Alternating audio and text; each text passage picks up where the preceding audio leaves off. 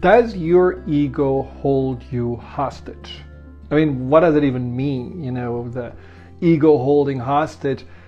I came up with this realization when I looked around me and realized how many people that I work with, but also people, friends of mine that I know, have been dealing with their ego just keeping them stuck.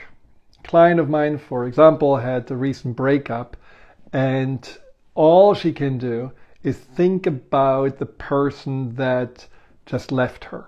And all she can do is somehow stalking on social media what this person is doing now without her. And even though she knows it's like emotional cutting, it really hurts a lot, she goes over and over back into that painful place. Another client of mine told me that she never has been hugged as a child, and she really, really has a hard time to hug. And even though she knows that her daughter would want nothing more than getting a hug from her mother, she just cannot do it. It's impossible for her to overcome that hurdle. Or another client of mine says that she really has the best relationship, beautiful person that she's with, but somehow she cannot think about stop thinking about if there shouldn't be someone better out there. Maybe there is someone who is a better fit, more interesting, has more money, whatever those things are. Now, can you relate that there is a part of you that also keeps you going into this spiral thinking, especially when you're quiet? I mean, the part of this ego hostage is that it's not showing up necessarily when you're busy or when you're engaged or when you're doing your regular work. It really usually shows up when you just want to chill or you want to meditate or you're in bed and all of a sudden this voice comes in and tells you all those stories. It can also be an anxious voice. It can be a what if voice. It can be just looking for what you need to worry about. It usually is focusing on the negative. Now, how can we get out of this? How can we not get stuck in that inner hell that this part of us pulls us in? It's like a black hole, and all we can see is the issue that we are told in the back of our mind is the one issue we need to resolve or focus on, and everything else seems to not matter. What can we do? And all the people I just told you were asking me exactly the same questions. What can I do to not get stuck in my ego? Well, the answer is not that simple. And it starts with understanding what the ego really is. Now, I don't think that there is any part of ourselves that has as bad of a reputation as the ego. It's usually just, the one that we identify as all full of themselves, or it's all about me, me, me, me.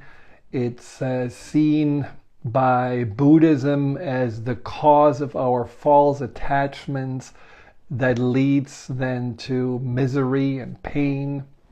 It is seen by Freud more as the id, who is more this instinctual self that just wants to fight for self-preservation or getting its needs met. In neurophysiology, it is probably the mostly related to something called DMN, which is default mode network.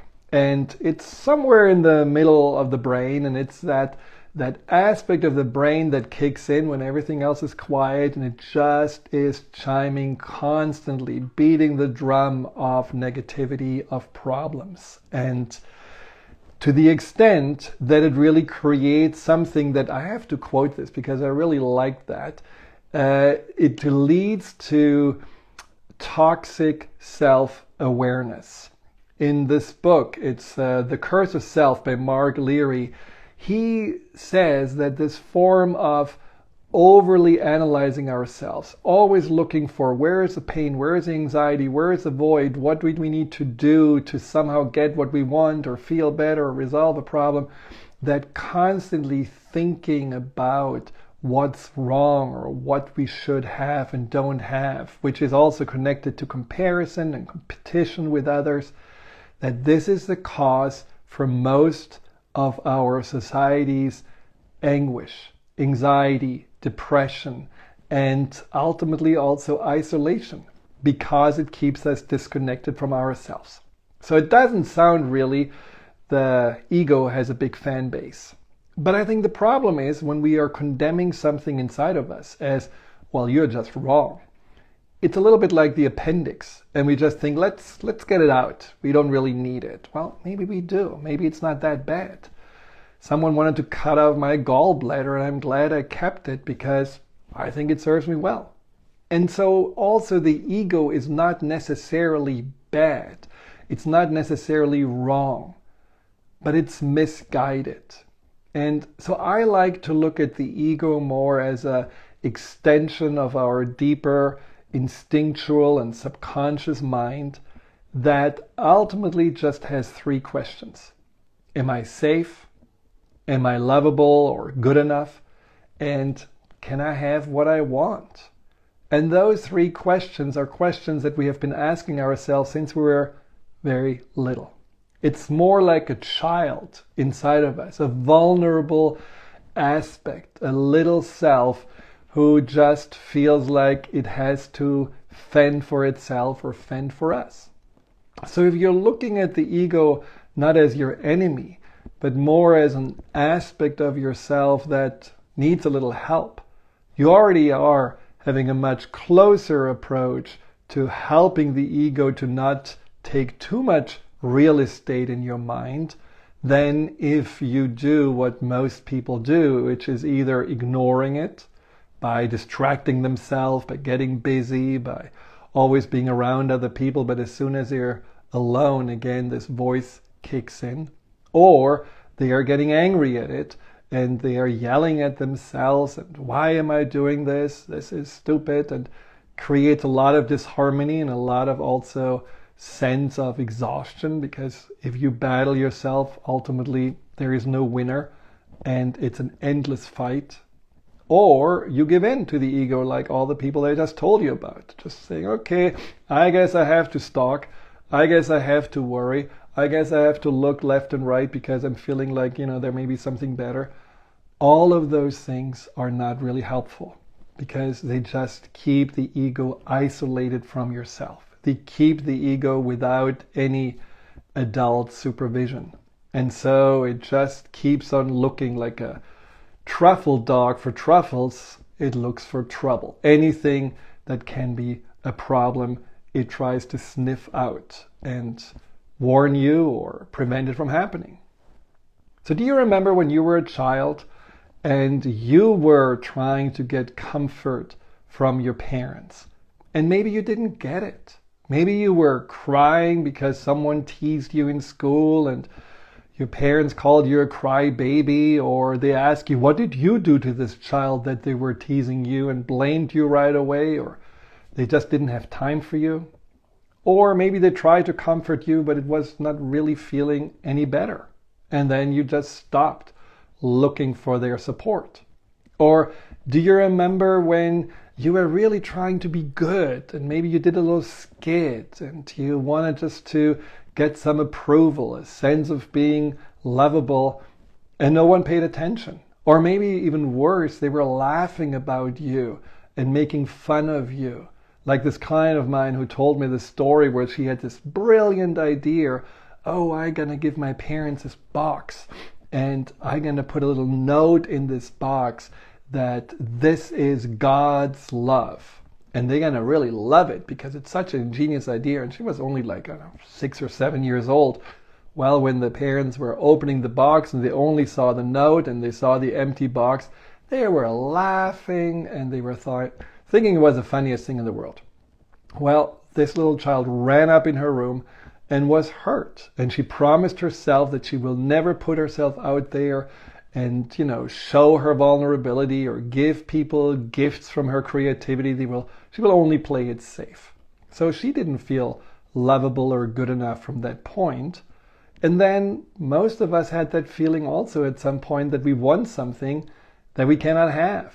I always wanted to have rollerblades, and it's something my parents never wanted to buy me. I don't know, maybe they saved me and I would have broken my neck, who knows, but it's definitely something that I had been so often hoping and reminding them. Do you remember? I want to have rollerblades for Christmas. Well, in the snow it's not that good. Or for my birthday. Well, I didn't get it. And so there was always this feeling somehow lingering, I cannot have what I want. I know it sounds spoiled, but those little things can really create an impact. And they can also make you have these limiting beliefs about yourself and about the world. And those limiting beliefs of the ego can be that I am not safe, or I am not really wanted, or I can really not have what I want. So even if you have what you want, you still think, well, that cannot be it because I have it, because I cannot have what I want. It must be something else. It must be something out there. And so that search always continues. So when you realize it all starts early, it's something like a misguided, lost little self that is roaming in your mind, just having all these questions and maybe little temper tantrums, wondering, well, when can I finally find safety or love or get what I want? Then you can say, what does this ego need from me? It needs three things.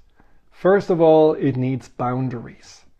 Now, in the neurophysiological way, if you think about this default mode network somewhere in your brain chiming in, what it needs is a frontal lobe to say no. The frontal lobe is more the decision maker. It's the alpha of the brain. It's the one that says, hey, let's go this direction. Let's focus on that.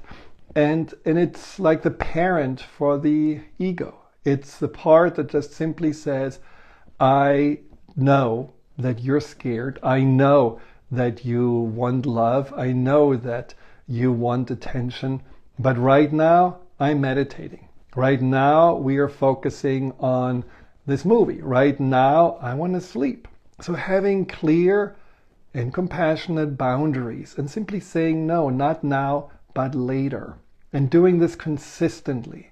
This is what, in mindfulness meditation is basically bringing your mind back to the pillow, bringing your mind back to the breath. It's kind of that, just with a little bit more understanding and compassion for this part that wants to distract you or pull you away. Be clear that you want to show this ego part that it matters, but that you also are the one in charge, that you are in the driver's seat and not the ego part.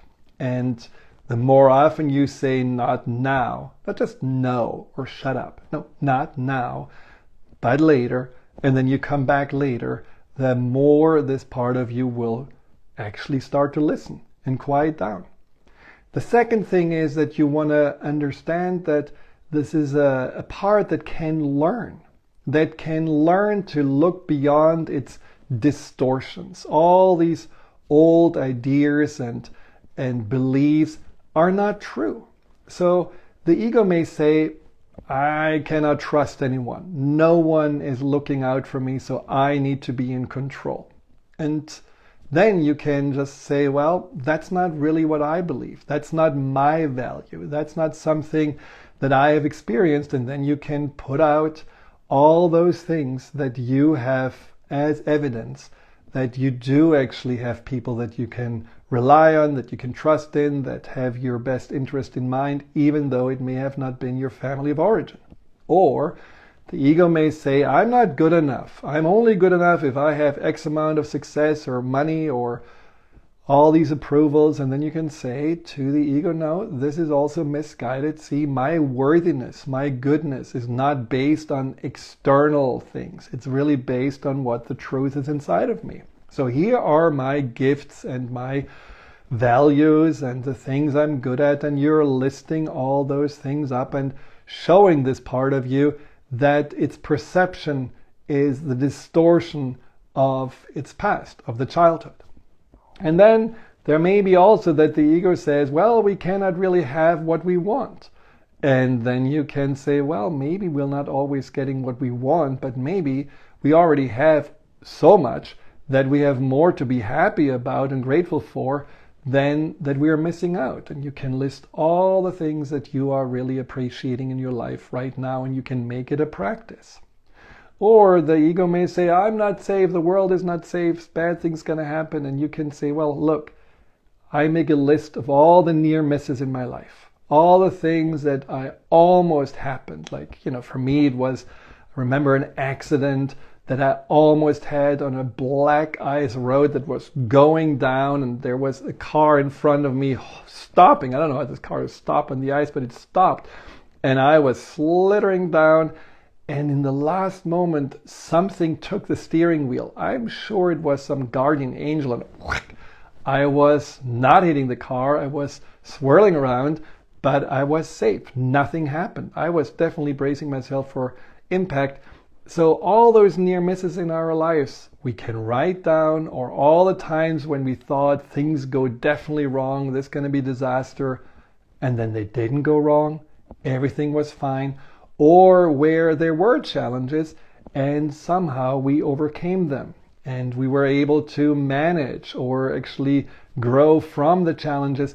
Write those things down also to convince that ego that you are safe and that you are the source of safety, and if you want to, that there is also a higher power, life, the universe showing up and looking out for you. The ego needs to know that all the things it was wanting and worrying about are actually just based on false assumptions. And so you can write a letter to your ego, you can make all those lists also why you are the source of love, and you don't need necessarily the source of love to be the parents or whatever this part of you was missing. You can have sticky notes that you make on your mirror with little affirmations and statements that remind you of the truth, so that this part of you really always gets a visual of this is the new reality. It's not this old distorted reality. And of course, it's good to have habits like a gratitude journal or just a daily little chat with this little ego, seeing how it feels and also addressing its concerns. It really is a helping this part of you to outgrow its needs. It's like the little bird in the nest that always have the mouth open or the beak open for the mommy to come in and feed it, and at some point it can feed itself. So that's what you want to teach the ego. You don't have to always pipe up. It's okay. You are safe. You are loved. And you're wanted. And that brings me to the third point. What do you give the ego as a new focus? Because the ego has a superpower. And the superpower of the ego is to be committed. To commit to its agenda, to whatever it thinks it wants. It does it, and it just keeps on pounding down this idea until you give in, or you are teaching it to focus on something else. The ego, by definition, is about me. What is it in it for me? What do I need? How do I keep myself safe? So it's very self-focused. That's true, because when you're thinking back as a child, you really need to focus on your survival, because pretty much otherwise you're toast. You're powerless. You need others. But now it changes. And if you want to really help the ego to find more purpose, help the ego to realize now it's about we.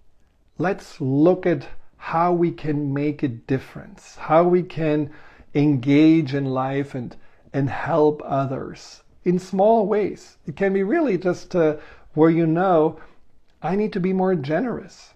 Someone who was struggling with his ego told me that he realized how his ego was always talking him out of giving his wife a compliment when she needed it.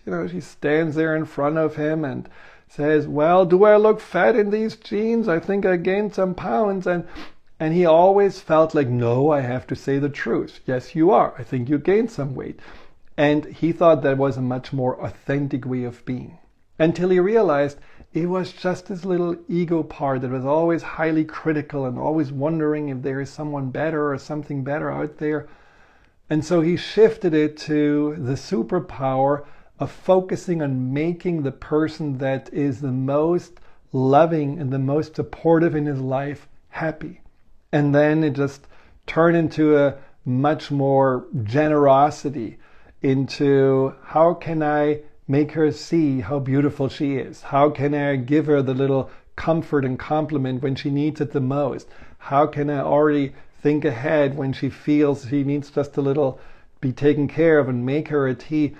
That is when they shifted into giving without having a transactional idea behind, without needing anything in return, without even needing approval. It was just about giving. And that can be the same thing with maybe a neighbor who needs some help and, with shopping because she or he is elderly. Or maybe it's about you are at work and you see there is an underdog and that underdog always sits alone nibbling on the sandwich at lunch, and you just include this person and have a little chat and go for a coffee and make this person feel wanted. There can be a lot of opportunities to be more giving and to be more generous. And that is what the ego can actually do. It can commit to whatever you tell it to do. But it again needs your instruction and your direction. So first step, have boundaries and show the ego you're not buying into it, but you're also not fighting it. You are raising it. You are teaching it to think differently and to be different in the world. Then you are reflecting on those beliefs and those old ideas that are outdated and setting the record straight, re-upgrading the mindset of the ego. And then you give it a new job description by being more focused on engagement and generosity and giving, rather than feeling like that you have to always just look out for yourself. And as many studies showed, giving and being of service and supporting others and engaging this way in life is the real source of peace and happiness. So I thought we're going to do a just quick visualization meditation. Close your eyes and just imagine for a moment that you can connect to this part of you that has been annoyingly loud in your mind, annoyingly nagging, pushing you always to look for the negative, look for the void, look for anything that somehow feels wrong or needs improvement. The part of you always that said me. And rather than seeing it as some amorphous blob or some little negative judge or a part of you that looks ugly and unwanted, just imagine it as this younger little self who just needs some attention, needs some guidance, needs some support. Hear this voice also more high-pitched, like the voice of a child. And then simply look at this part of you and say, I hear you. I understand your pain. I understand your fear. I understand your self-doubt. It's not your fault. It's not something you chose. I forgive you, and I choose to forgive all those that caused you to feel this way. You're safe. I care for you. I love you. And I'll teach you how to truly be happy fulfilled and at peace. You can trust me. And just send from your heart some love and appreciation to this part of you. And know every time it needs your attention, you can do exactly this little form of inner communication, not running away from it, not making yourself even smaller, not feeling that it has any kind of power over you, but just showing you get it, it's safe, and it can trust you.